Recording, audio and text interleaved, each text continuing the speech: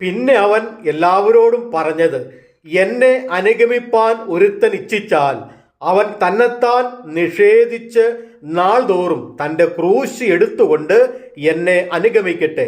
ആരെങ്കിലും തൻ്റെ ജീവനെ രക്ഷിപ്പാൻ ഇച്ഛിച്ചാൽ അതിനെ കളയും. എൻ്റെ നിമിത്തം ആരെങ്കിലും തൻ്റെ ജീവനെ കളഞ്ഞാലോ അതിനെ രക്ഷിക്കും.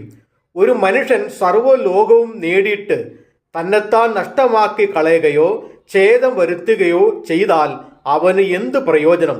ആരെങ്കിലും എന്നെയും എൻ്റെ വചനങ്ങളെയും കുറിച്ച് നാണിച്ചാൽ അവനെക്കുറിച്ച് മനുഷ്യപുത്രൻ തൻ്റെയും പിതാവിൻ്റെയും വിശുദ്ധ ദൂതന്മാരുടെയും മഹത്വത്തിൽ വരുമ്പോൾ നാണിക്കും. എന്നാൽ ദൈവരാജ്യം കാണുവോളം മരണം ആസ്വദിക്കാത്തവർ ചിലർ ഇവിടെ നിൽക്കുന്നവരിൽ ഉണ്ട് സത്യം എന്ന് ഞാൻ നിങ്ങളോട് പറയുന്നു. ലൂക്കോസിന്റെ സുവിശേഷം 9-ാം അധ്യായം 23 മുതൽ 27 വരെയുള്ള വാക്യങ്ങൾ.